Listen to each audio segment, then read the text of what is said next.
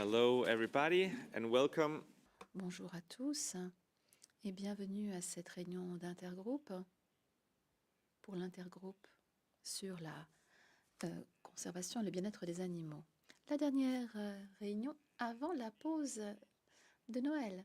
Le thème de notre réunion aujourd'hui, c'est la proposition de la Commission sur le bien-être des chiens et des chats et leur traçabilité.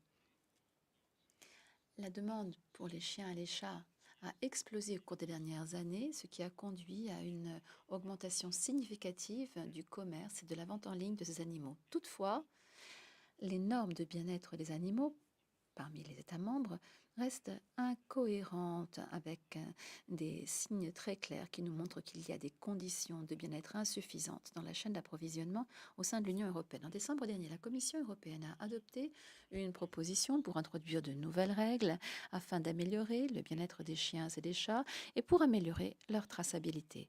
Cette proposition a eu des modifications au niveau du Conseil, des propositions pour s'aligner sur d'autres préoccupations plus générales en matière de bien-être et de commerce. Mais il y a quand même des points qui pourraient bénéficier d'amélioration pour traiter de défis particuliers en matière de bien-être et de traçabilité. C'est justement de cela que nous parlerons aujourd'hui, en particulier en cette période de l'année.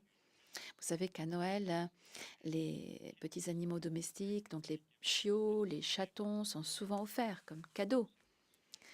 Et les gîtes pour animaux deviennent submergés. Les animaux sont vraiment comme des produits dont on disposait bien souvent.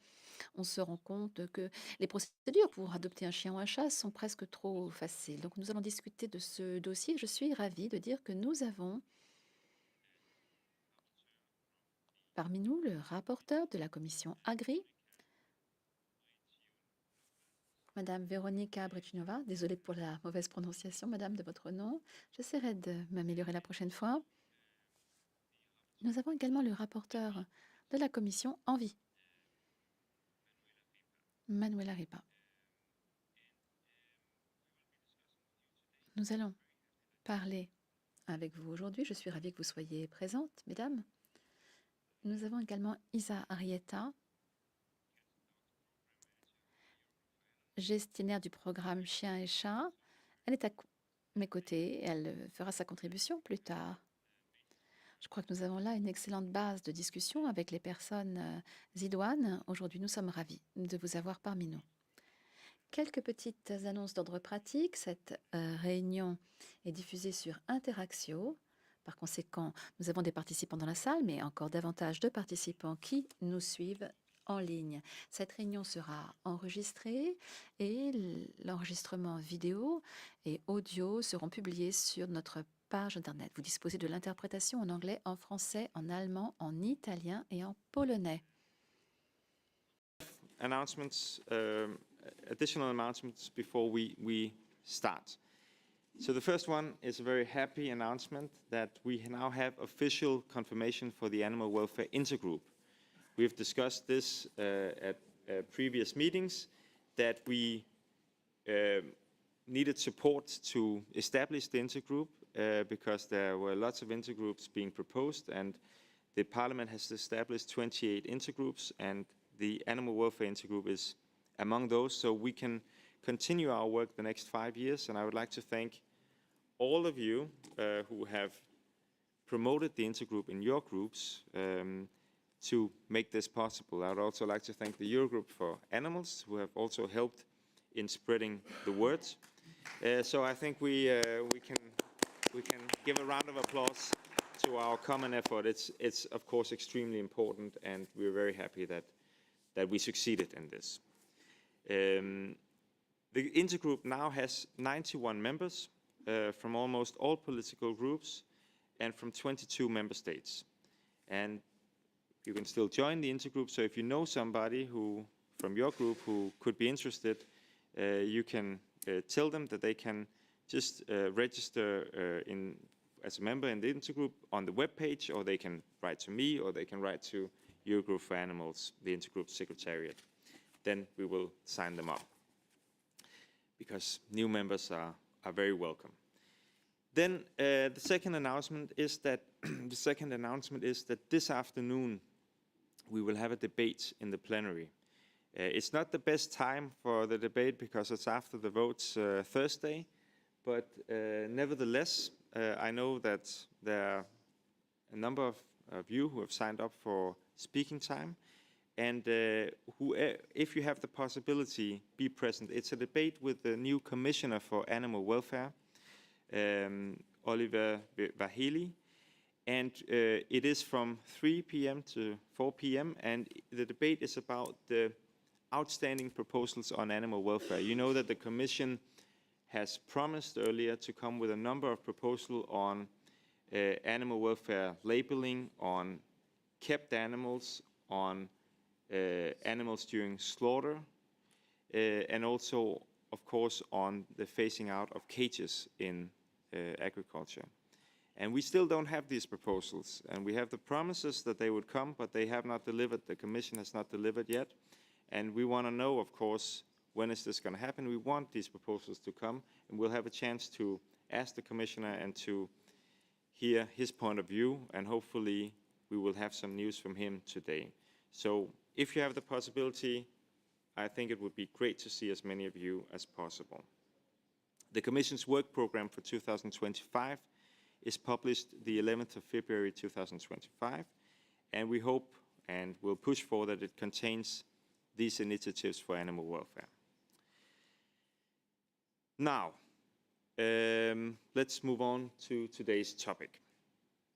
Before we'll invite our speakers to give their presentations, we have a brief video, and I think it's from the Eurogroup for Animals who made this video. Yes. And we will show this video. It's about 4 minutes. But before the video, I will just say that in the end, at the end of the meeting, before we finish the meeting at 11 o'clock, we have this frame.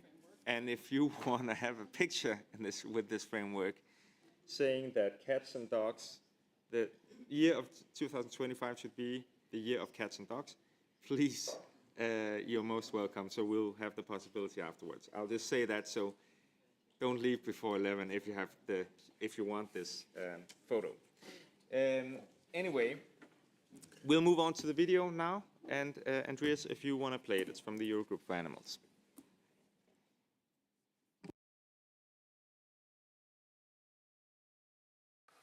Dear friends, animal shelters were included in the 2016 Animal Health Law, primarily to prevent the spread of diseases.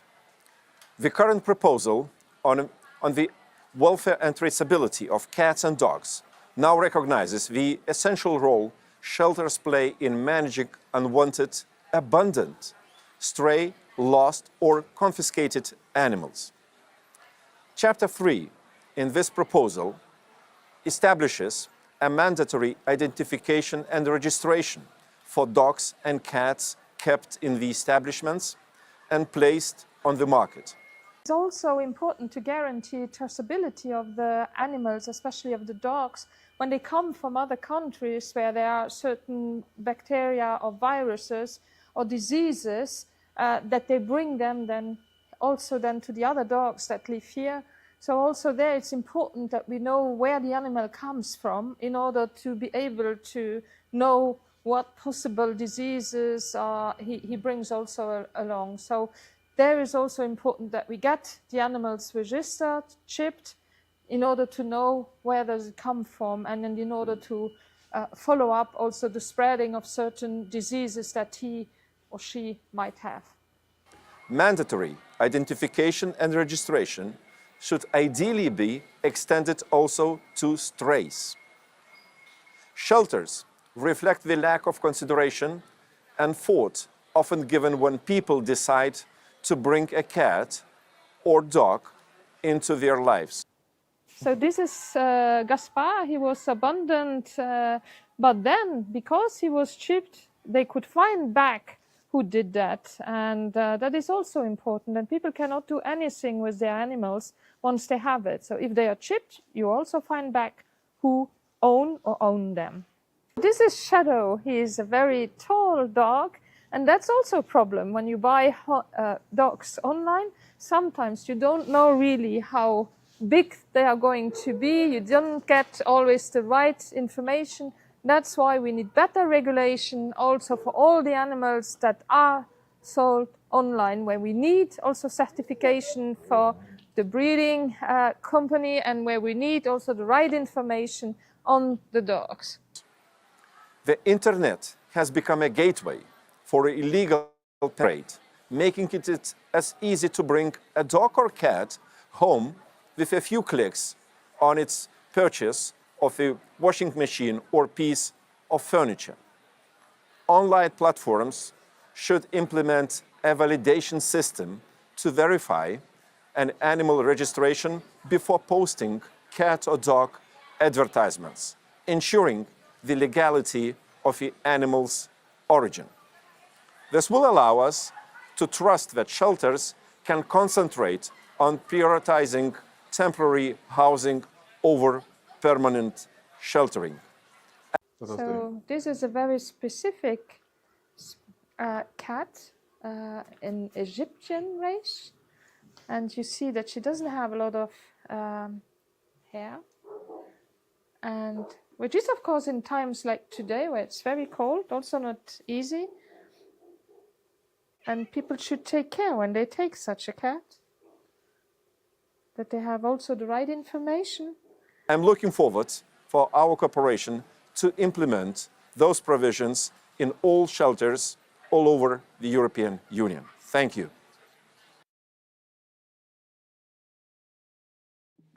Great.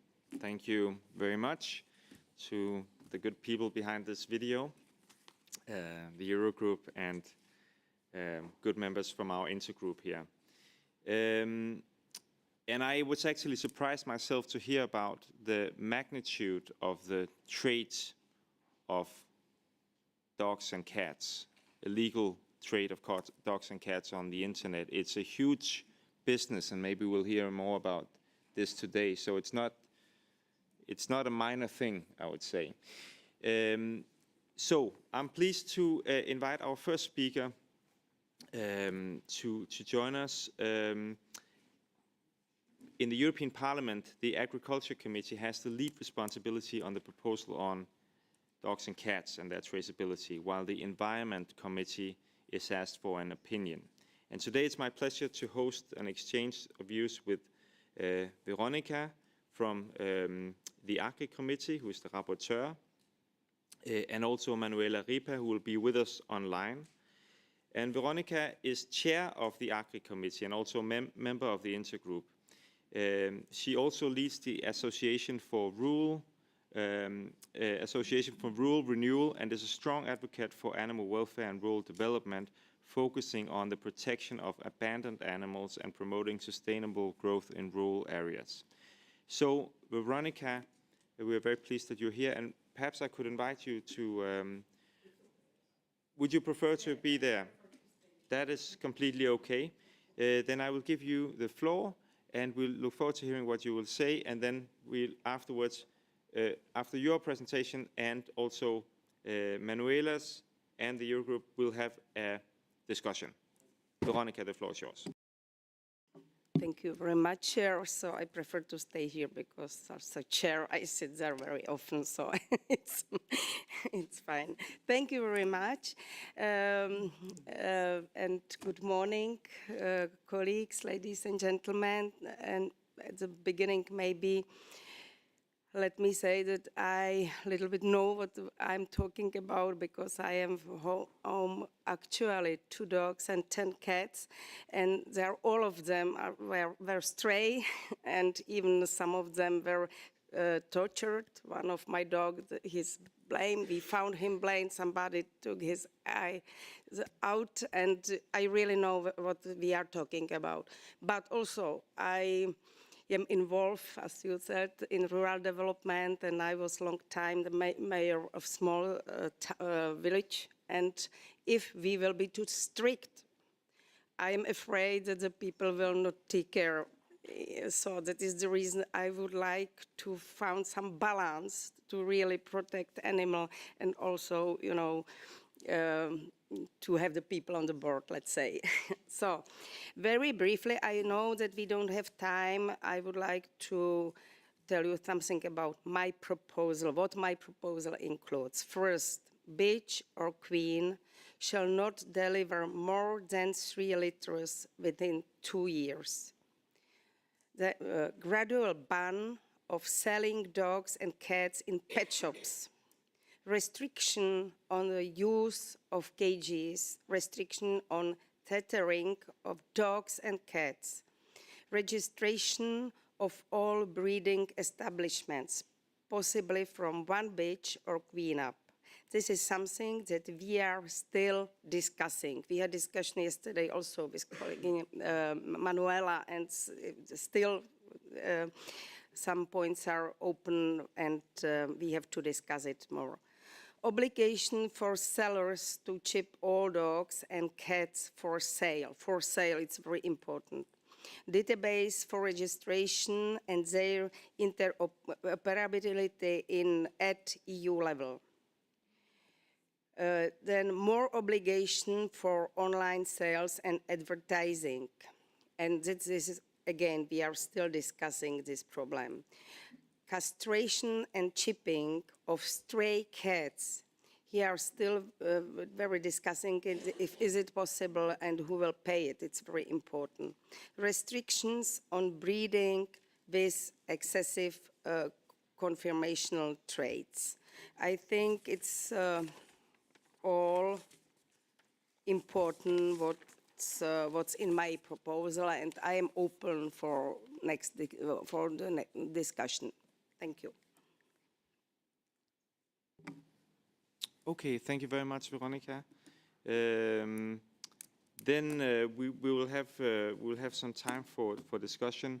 But I know you've discussed with Manuela Ripa already. And Manuela, so it would be interesting, you are with us online, and it would be interesting to hear your point of view, also what you think should be prioritized and what, in the opinion from the ENVI committee, you think will be the focus. And you are in a good position to know since you are the rapporteur of the ENVI opinion. Thank you, Manuela. The floor is yours. Thank you so much, Niels. First of all, can you hear me? Yes, we can hear you, Manuela. Perfect. I'm very, very sorry that I cannot be with you in Strasbourg. Unfortunately, this week I'm ill, and I am not able to travel online. Taking part online, that works, but I can't travel, and that's why, unfortunately, I can't be there. But it was very important for me today to participate at this event because I'm first of all very happy that finally the Commission came up with this proposal on the regulation of the welfare of dogs and cats and their traceability. And it has taken some time, even if it shows, and you mentioned it also already, Niels, that over 70 million dogs and over 80 million of cats live in European households.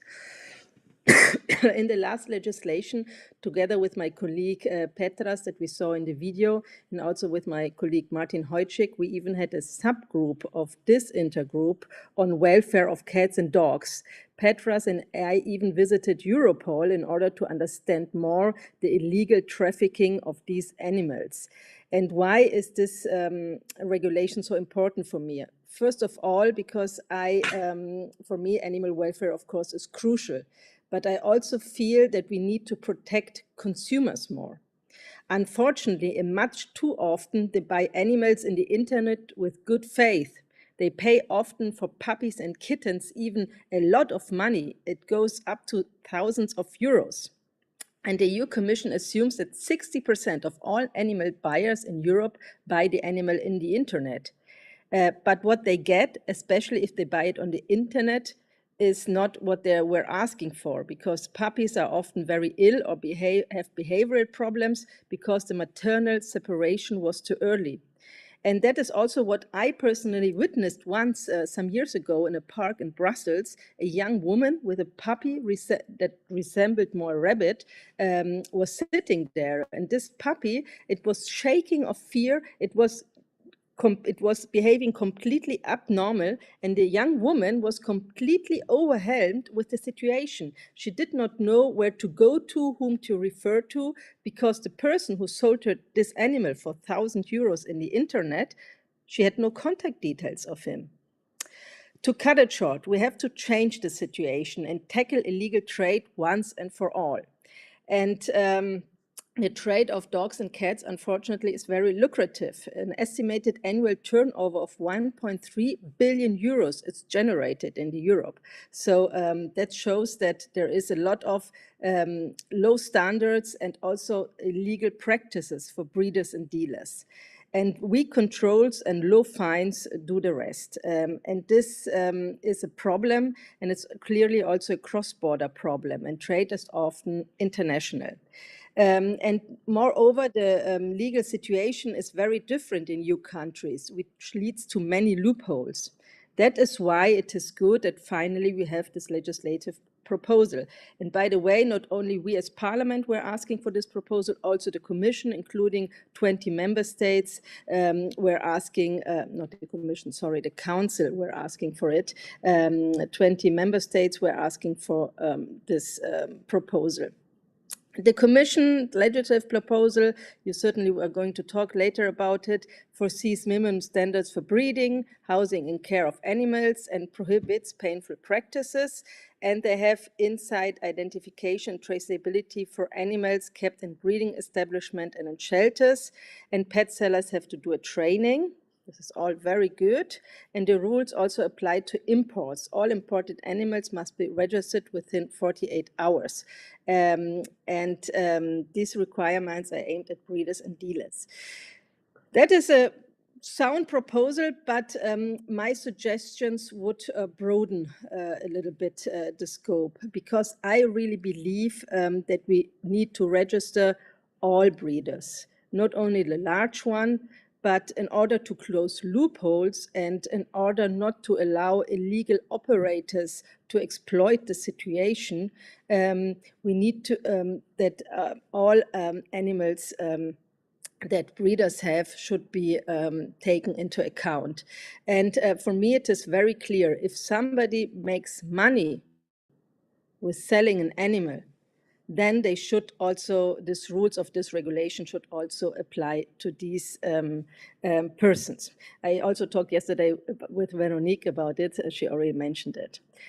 Moreover, I really believe in order to tackle the problem of illegal trade and all the loopholes that there are, we need an identification, ideally, of all dogs and cats. This would be preferable in order to have a level playing field for the market actors and competent authorities by ensuring the same requirements to be applicable across the EU. And as again, this would allow to close the currently existing discrepancies. We have in many member states that you have to register dogs. In some member states, you have to register cats. And then there are 86% in Europe that already have mandatory registration of professional breeders. And we have over 60 countries that still allow selling dogs and cats through pet shops. So there's a little bit mixed here, and this is why we need to harmonize. And of course, if we have an registration and identification of all dogs and cats, then of course we need enough time for the member states to adapt to it. That would be necessary, and this would be something that I would foresee, so that it's not that from tomorrow on they have to do it, but they have enough time to establish it. But this would really close the existing loopholes and would really significantly make the situation better and also impede that we have zoonoses with illegally bred pets that are also a health risk for citizens in Europe. And moreover, to better tackle illegal pet trade, we need better registration verification in the online trade, meaning that advertised animals must be registered to the person offering it so that they can be found. As I just mentioned in the example with the young woman that I met in the park, there she would know who the person would have been who sold her an animal and could go to the police and say, look, what they gave me and how they treated this animal. So this would be really crucial. And such system, for example, exists already in France. So we're not inventing the wheel, but we have something that is also applied to. Also, for me, very crucial to ban pet shops to sell baby animals, kittens and puppies. This is crucial as it leads to unthoughtful and irresponsible buying, and also is a problem with these animals that are too often taken away from their mothers too early, have behavioral problems, which in adulthood can also be aggressions towards the owners. So this is also a risk for consumers if they buy such animals. What I also would wish for, a better health protection also for males and not only females that are used for breedings, and stricter sanctions when illegal pet dealers are caught. And almost to come to the end, what would be really preferable would be to have a new white list of animals. It's also known as a positive list. That means that not only dogs and cats, but all animals that are deemed suitable to be traded and kept as companion animals should be registered when they enter the country, and it should be on the list which animals are allowed to enter the country regarding exotic ones. We have huge problems here in the European Union. There is a lot of wild animals coming to Europe without that the authorities know that, and this has a big health risk for consumers, and they can spread the zoonoses, so this is can be really dangerous, and it's also an environmental problem, biodiversity problem, of course, if you take these species out of the wild in third countries. Another aspect that I really would like to see tackled is, we were talking in the video about shelters. They should neuter the animals in order to not have an overpopulation of these animals. And I think that local and regional authorities should really help shelters financially to do all this neutering of also of wild cats and stray cats, because many shelters told me that they really are at limits regarding the finances, and here we should authorities should help. I could tell you many more things what I would like to see in the report, but as ENVI rapporteur, unfortunately, I have a limited scope because it has to tackle human health and environmental issues, and that is why I have in my report to look at these aspects, and I cannot take up all issues. But I'm happy to discuss things further, and I hope that you can still hear me. Thank you for your attention. Thank you, Manuela. You went through. The sound was fine, so we could hear all the points that you made. And it seems that Veronika and you, Manuela, that you are touching upon some of the same issues, as far as I can hear, on registration, on also the breeding aspects, and having a database for which animals that we have. You also touched upon the positive list, Manuela. Maybe we will return to that. Now I would like to hand the floor to Eurogroup for Animals, Izaskun Arrieta. I believe it's a great interest of us to hear also the NGO perspective. The Eurogroup for Animals is the umbrella organization, of course, for many animal welfare organizations in Europe, and also provides a secretariat for our intergroup. And I know that, Isa, you will delve into the areas where improvements are needed in the proposal, including the expansion of identification and registration to encompass all cats and dogs, prohibition of advertisement of animals with excessive conformational traits, and the window of opportunity that the proposal represents for empowering the European Commission to adopt a positive list for all companion animals, including other things. Dear Isa, the floor is yours. Thank you very much. Good morning. So I'm here to, I suppose, to highlight, a few areas that we believe that can be improved, and that I've listened from Veronika and from Manuela that, that can be the case. So next slide, please. Yeah, okay, so we know the drivers of this proposal and we do know the problems, and here is where I'm going to focus on, because there is an unharmonized single market for operators, and there's a suboptimal animal welfare standards and traceability. And this is, all the improvements are going to be based, most of them are going to be based on that, on Article 114. So next slide, please. So the first thing, as Manuela was saying, is that we would like to see an extension of mandatory identification and registration for all dogs and cats. And the reason is because we should not wait for them to be traded before putting them a microchip or register them, because it may be too late to ascertain with being exact on the age of that animal, the origin of that animal, and it can bring public health issues. Article 114, we know that it's about obstacles in the internal market, but it's also about future potential obstacles. And when we do not know exactly the origin of those animals, those are future potential obstacles. And this is also something that has been acknowledged by the Action Plan on the Illegal Pet Trade, where there are loads of animals pass under the radar, under the non-commercial kind of trade.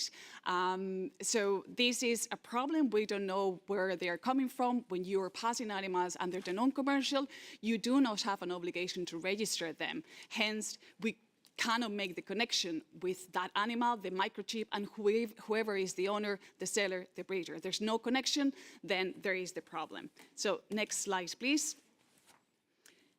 We can see, because those dog and cat population management actually were born here, those guidelines were born here in this intergroup, and you can see that identification and registration is the core, is absolutely crucial, not just for strays, but for any dog or cat. We need traceability, and we are not having it. Next slide, please. The second thing that I would like to bring your attention to, and Manuela already talked about it, is to broaden the scope to companion animals, those that can be kept as for companionship and leisure.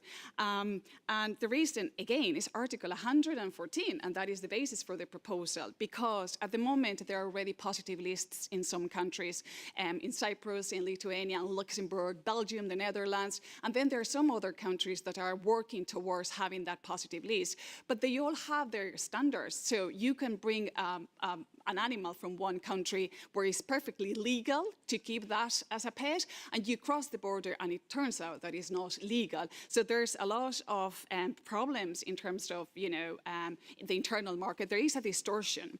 But we are not asking to include a positive list. We are asking for an empowerment for the Commission in the near future to have this in mind, because the Commission is already working on the added value and feasibility of having a new positive list. So this is already happening, and we believe this is the legislative opportunity. This is the window where we would like to see that empowerment for the Commission. Next slide, please. The other thing, this is a superb job that has been made by Eurogroup for Animals, highlighting the challenges posed by the trade of wild animals as pets in the EU. All those animals are just kept as pets. I mean, I don't believe no one can fulfill their needs, their behavioral needs, their health needs, their housing needs. So we need just to be all on the same chapter, at least, if not page. And it proposes an EU-wide positive list of allowed species based on scientific assessments to simplify regulation, enhance enforcement, and prevent illegal trade. Next slide, please. The other point that Manuela also made reference to is that all dog and cat breeders should notify and register. They should say, okay, I am a breeder, regardless of the amount of litters, regardless of if they are commercial or hobby breeders. But that's actually something that we're not making up, because that was already in the animal health law, where the idea was that anyone engaged in breeding, they should register. So we are just asking for, just to put that into practice.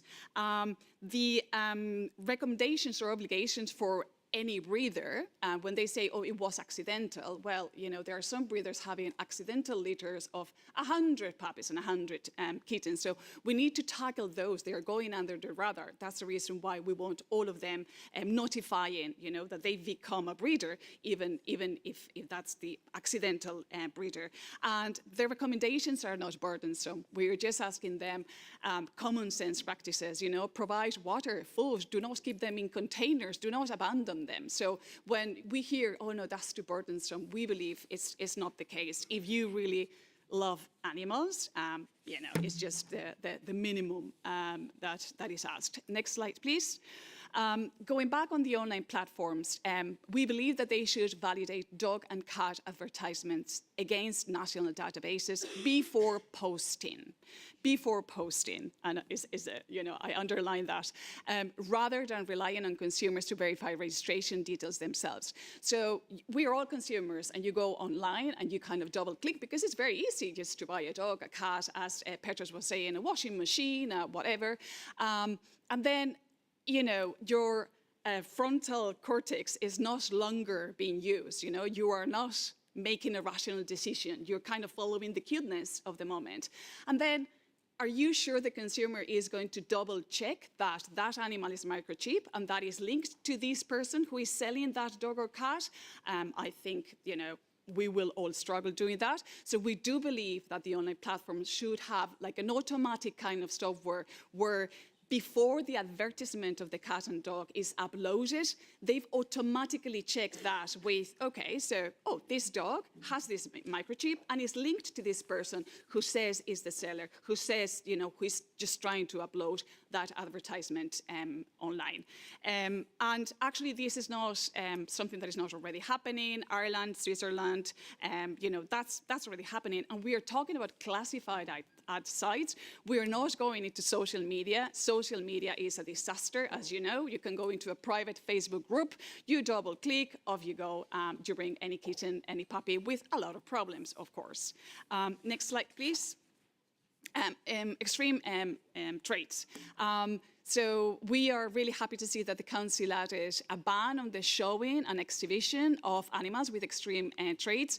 But we also believe that a health and a welfare certification for breeders should be there, because if not, they can breed no matter what. The prohibition on showing and exhibitions is great, but we do believe also in adding some sort of a ban for advertisements of these extreme traits. We just know that we want what we see. We covet what we see. If we do not see this type of animals, if they're not advertised, if they're not in fashion, I mean, you all know Taylor Swift with her, I believe, is like 3 Scottish folded cats, We want that, and all the teenagers will want that type of dog, that type of cat, because they see that.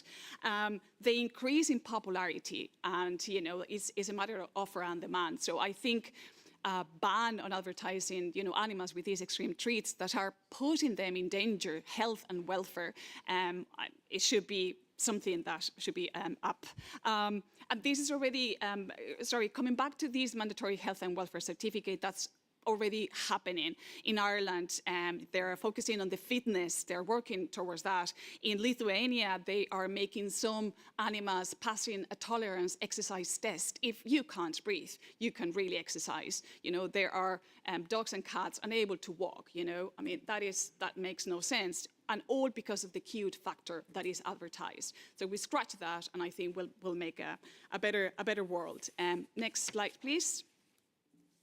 Yeah, so those are examples of what's going on. Even if you ban the breed, unless all the breeders are registered, we can't know what's going on. We'll see that in the Netherlands, hairless cats, they do need their hair, and Scottish folded cats, they have been banned from breeding. You can see the Sharpie there, it's just impossible. They don't see anything, what type of life is that? They have a lot of problems of all types. And we see that there are already some raising awareness campaigns, just make sure that your dog can breathe, Next slide, please. Yeah, that is just, we shall not tolerate suffering, as simple as that, and that is totally linked with any extreme traits that we've been talking about. Yes. Okay, and next slide, please. I can speed up my talk, but I'm just going to cover all the points. Just so we get time for questions. Absolutely, yeah.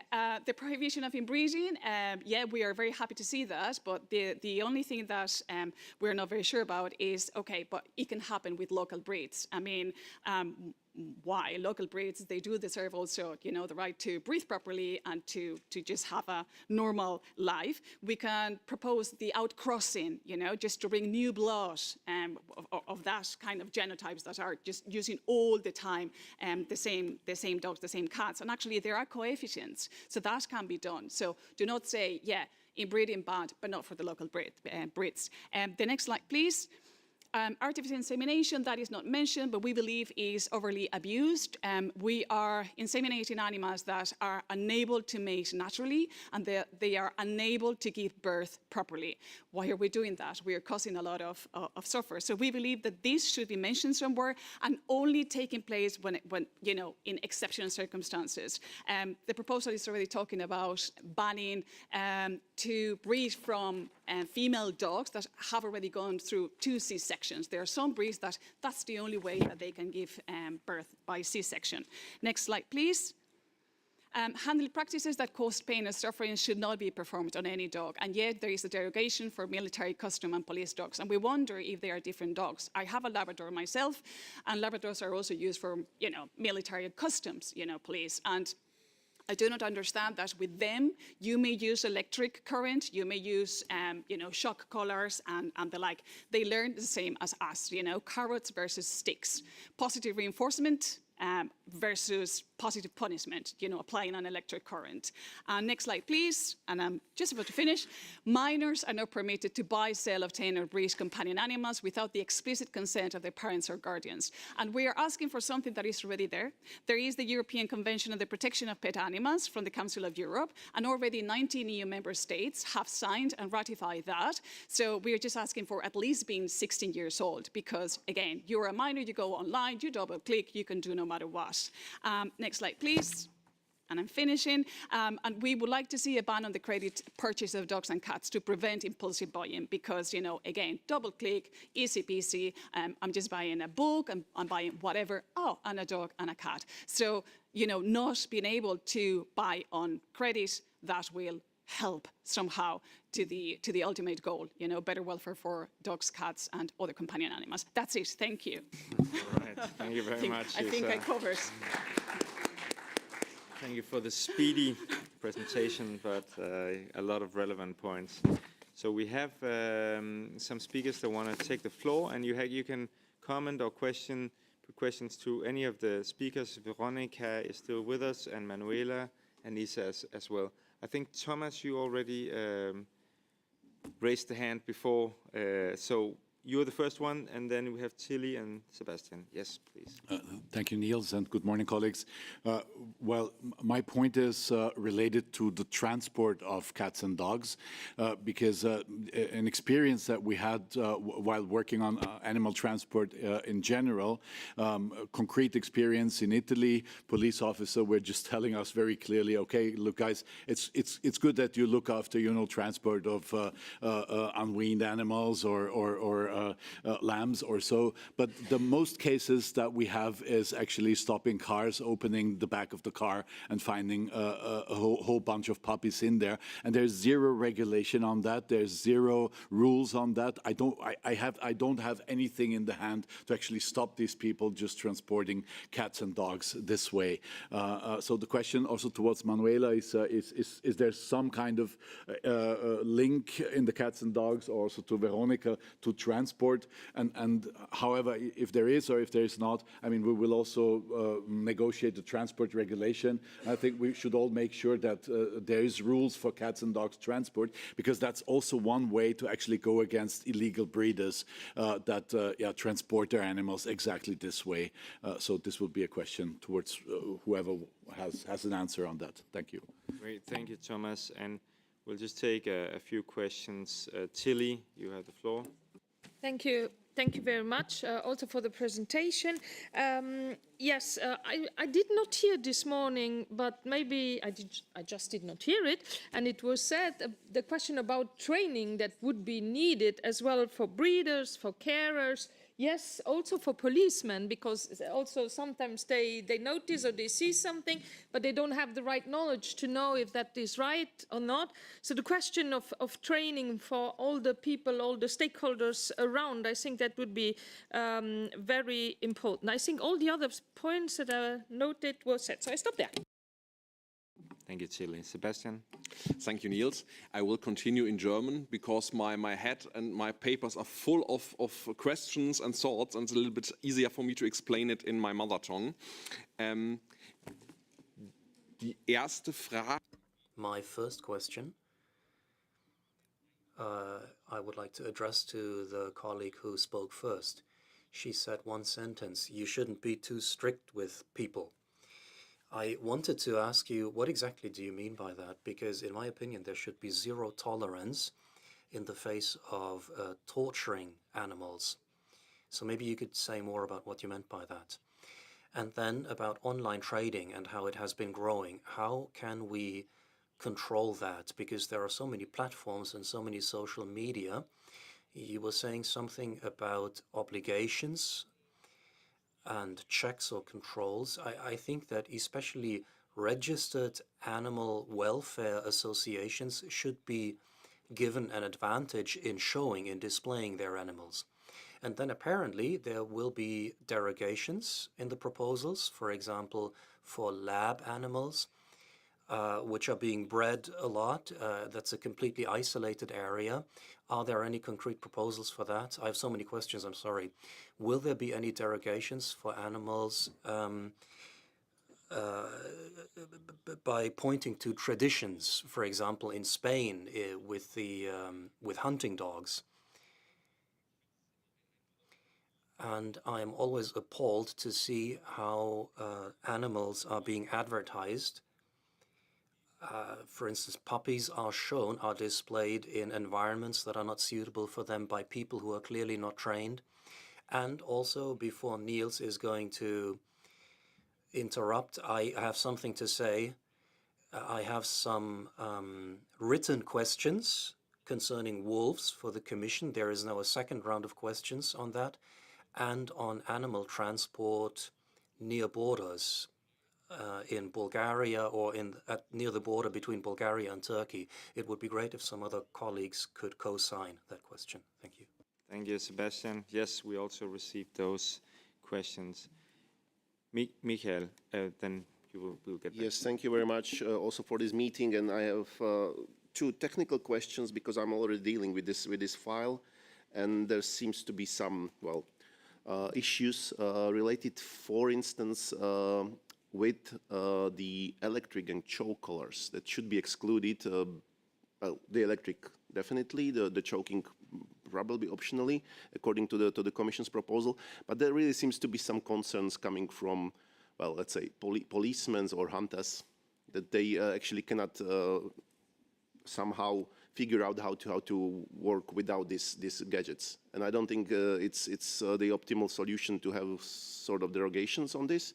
So I wonder whether we are aware of some alternatives that are effective but are not based on this, let's say, for forceful treatments.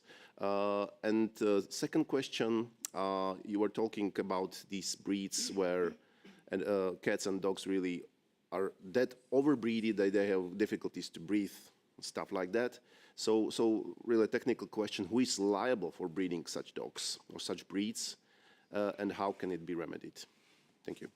Great, thank you. We have one last question, short one, and then we'll go to the speakers. I'll be very short. I'm Lynn Boylan, I'm an MEP from Ireland in the Left Group, and there's a couple of questions. One on the e-shock, we've just banned them in Ireland, and the example is given as the blind dogs are trained, guide dogs are trained without using shock. So it's kind of a false argument for them. But just in relation to the breeding standards, because we have a lot of these standards already in Ireland, the issue is obviously the enforcement and who's doing the inspections. At the moment, it's the local authority in Ireland, and there's a conflict of interest because they get the licence fee.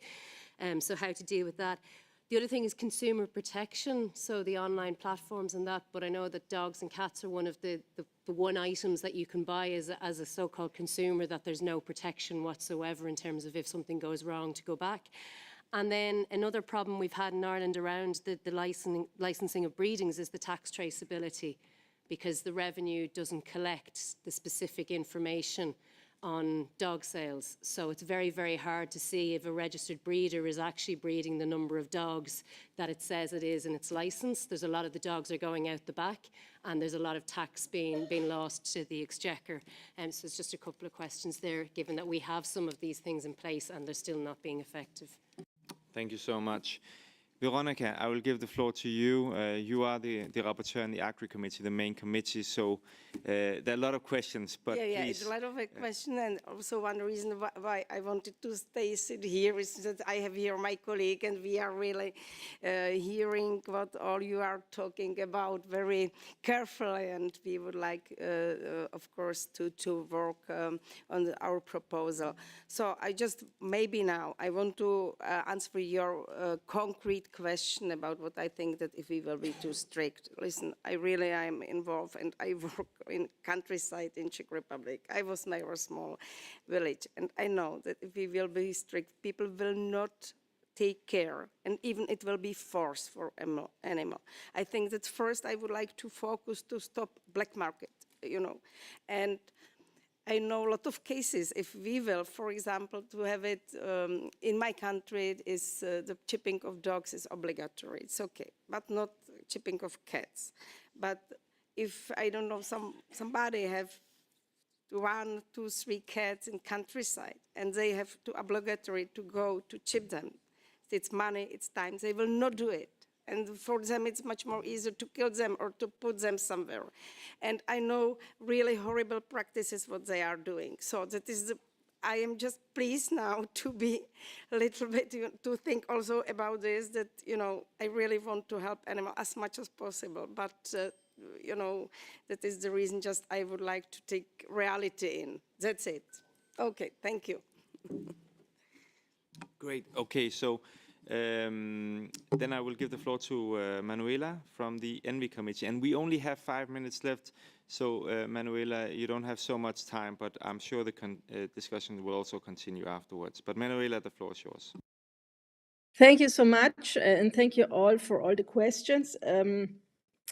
Regarding transport, we have an Article 21 entry of dogs and cats in the European Union, and there we are seeing at the moment what the best system would be if they should register on an EU-wide database, or if it's better if the dogs and cats entering the Union should, before they enter it, have a microchip and be registered in the database of the country, so that it can be checked, and that when you come and you open your truck and you have a lot of puppies inside, they need to be microchipped as well.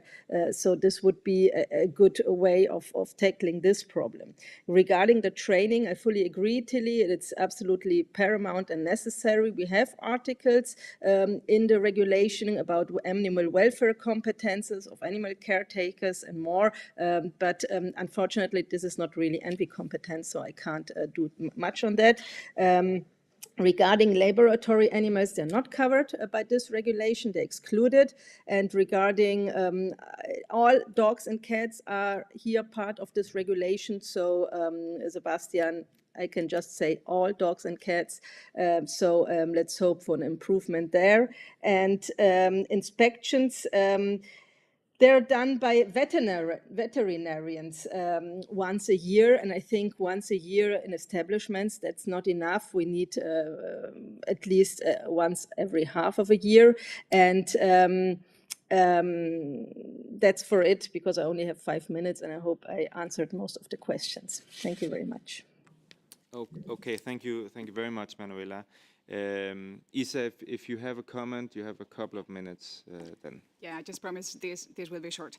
Yeah, going on the transport, the main problem is that they are going under the radar because they are considered non-commercial.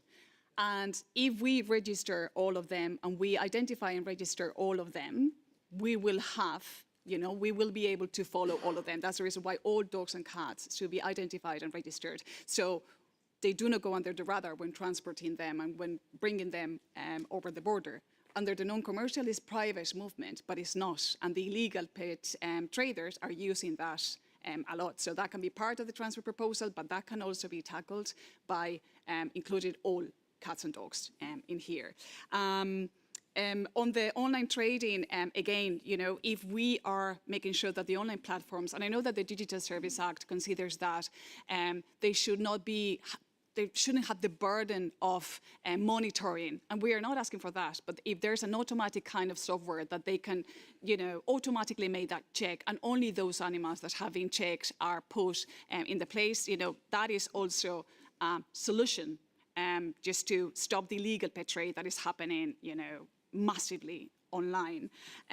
On the electric currents, yes, as we said, in relation to the no derogations, we know that, because there are scientific studies, that all dogs, all cats, are going to learn better when they are not afraid, when they are not stressed. When you put a lot of electric current, when you put pressure, the reptilian brain is coming, and we are talking about police dogs, military dogs that really need to make the right decision, and we are not, we're doing them no favor. So that derogation, should not be there. And I think the other questions have already kind of been more or less answered.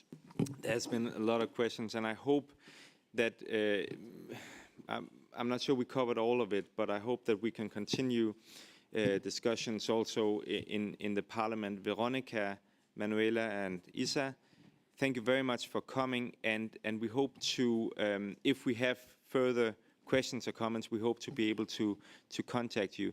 Could you tell us, Veronika, when is the deadline? When will you vote? Do you know when you expect to vote the report in the AGRI committee? Is it already known, or it's too soon to say, perhaps? We will send you exact message with the exact date. Great. Yep. Okay. Thank you very much, and we trust you. You noted down the comments here, and you have good people with you that also listen to what we are saying. So we hope that 2025 will be the dogs and cats year. We discussed here the identification and registration of cats and dogs, empowering the Commission to make a positive list, and expanding the scope of these proposals to all breeders, and we hope we can stand together on that.